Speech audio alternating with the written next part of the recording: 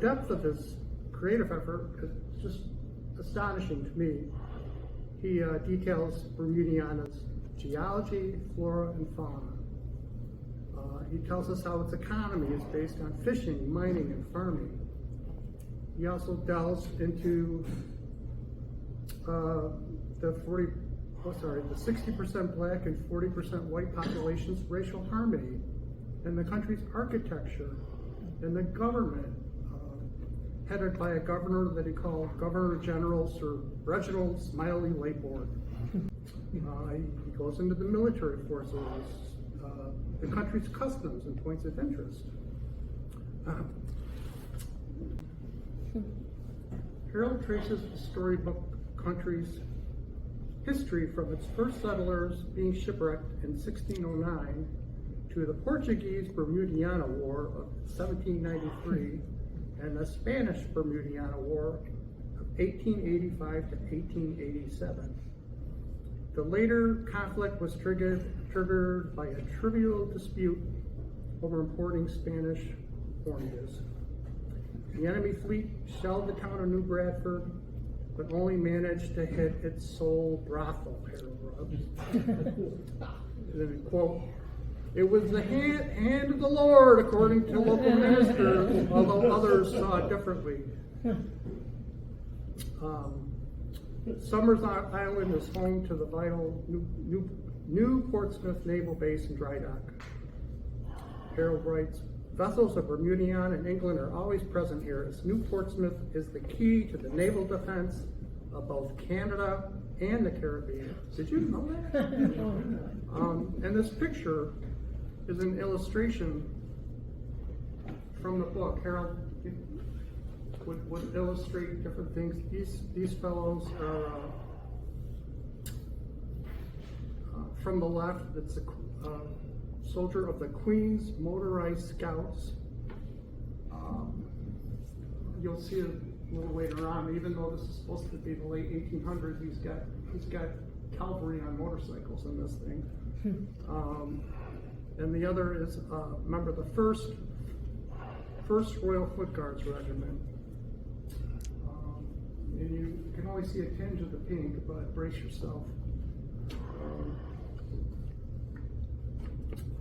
And the way Harold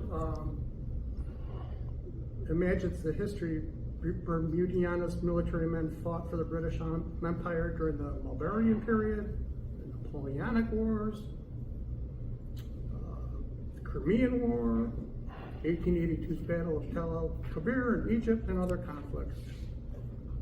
And Harold kind of sums things up by saying, "Those of you who enjoy the reality of Bermuda will, I hope, enjoy this imaginary land of Bermudiana."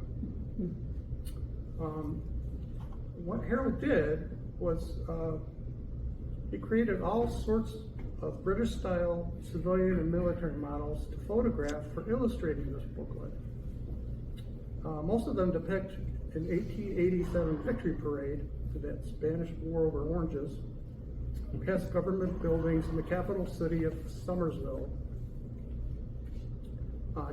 Harold taken inspiration from old books about the British military to design and describe Bermudiana's Army and Navy.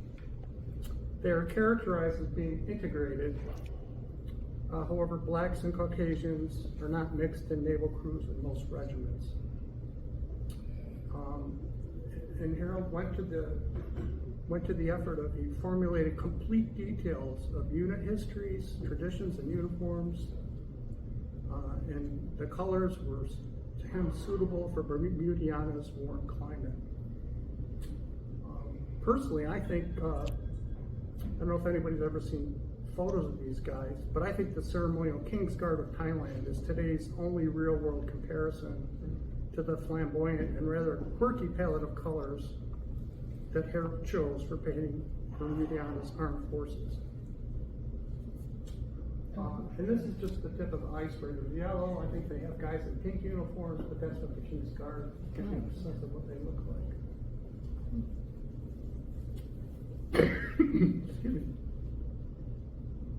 The battleship Elizabeth, named in honor of Harold's late wife, is the fleet's flagship. It is represented by a landing party standing at attention in dark blue winter dress with pink trim, accompanied by their Gulf mascot. This group, at the quick step, is from the destroyer Catherine, named after his daughter. They wear white summer dress and they jog on parade. Harold writes, this tradition originated from the ship visiting Naples, Italy in 1884, and the Italian Bersagali made a big impression on them, and that's where they got this idea from. This is just 5 kind of random single figures from the book. And you can see there's some pink trim. The fellow in the middle really shows off the pink. And there's different tones of pink even in this group.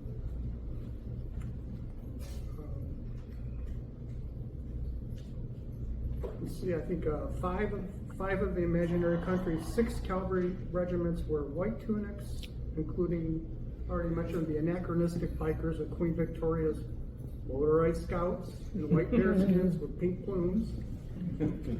The North Island Mounted Rifles, the 4th Cavalry, but they're on foot, wearing white pith helmets, khaki tunics, and blue trousers. Yellow is the, I don't have a yellow one there, but yellow is the primary color of the garrison foot and horse artillery. The Royal Bermudiana Engineers wear turbans to commemorate being descended from Indian workers brought in for 17th century military construction projects. This is the only mounted, there's some mounted officers that Harold made, but this is the only cavalry regiment he represented in the group. This is the 1st Lady Margaret's Dragoons. You know, these are not colors you find in your average army at that time or at any time. This is the standard bearer of the 1st St. George's Infantry. This next one is an example of the illustrations Harold did for the book. I think he's the Fort Gough Grenadiers. What I'm trying to show is varied shades of pink predominate on the tunics worn by the 13 regiments of foot guards, line infantry, and light infantry. The reserve wears khaki, militia dresses in gray. The 2 rifles regiments, including the 13th Kilted Rifles, Sandy's Highlanders, are clad in more practical light green tunics. The 13th soldiers wear gray busbies with pink bags and the Gordon tartan to commemorate serving alongside Scotland's Gordon Highlanders during the Indian Mutiny. This next photo, this is the Supply and Ordnance Corps. White felt helmets or peaked caps, light blue tunics, and white pants with stripes are worn by the Medical Corps, Veterinary Corps, and Supply and Ordnance Corps. The Supply and Ordnance Corps, shown here, has the exclusive right to capture and train Bermudiana's unique pig meat elephants. And they used to haul equipment over mountains and through the dense cedar forests on the islands. And you can see a baby's following its mom here on parade. And this is kind of the crux of the math. This is the catering corps. I became mesmerized by the mixed race catering corps with its horse-drawn field kitchen. Harold's booklet describes them as the last unit in the victory parade, but the first unit in the minds and stomachs of Bermudiana soldiers. Got frying pans. Look at these guys. The white, the white fatigue caps, light blue tunics, white pants with green stripes. But the biggest thing to me is that instead of having bayonets, they hang frying pans from their scabbards. When I saw that, I was just drawn like a famous soldier to their inimitable charm. I know it sounds silly, but the sight of frying pans instead of bayonets just really cracked me up. I thought that was hilarious. So I was already a big fan of Harold Pestana.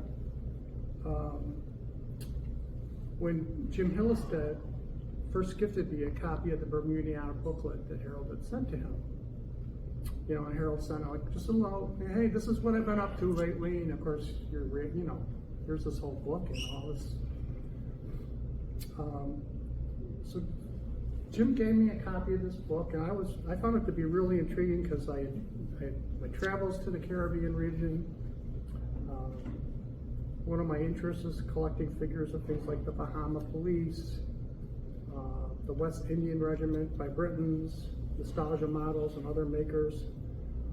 And in fact, at this point in time, I already had sets of West India Regiment infantry and a band that Harold had made. And ever since then, I've gone on to collect dozens more of his sets that fit in well with all types of old Britons and other traditional style toy soldiers painted in glossy colors. I also cherished the Bermudiana booklet because it's such an offbeat combination of alternate history, British military dress, flights of fancy. There's lots of tongue-in-cheek remarks and then of course symbolic-looking miniatures. I have the utmost admiration for how Harold invented entire regiments, made special figures, and wrote a book about their own little world simply for fun and his own satisfaction. So I occasionally looked at this book for years before I finally broke down and I asked Jim Hillestead to phone Harold on my behalf to ask whether he might be willing to part with the catering corps. That's what I was after. Jim reported that Harold didn't want to break up the thematic series, but it was still all stashed in his attic ever since a Bermuda museum.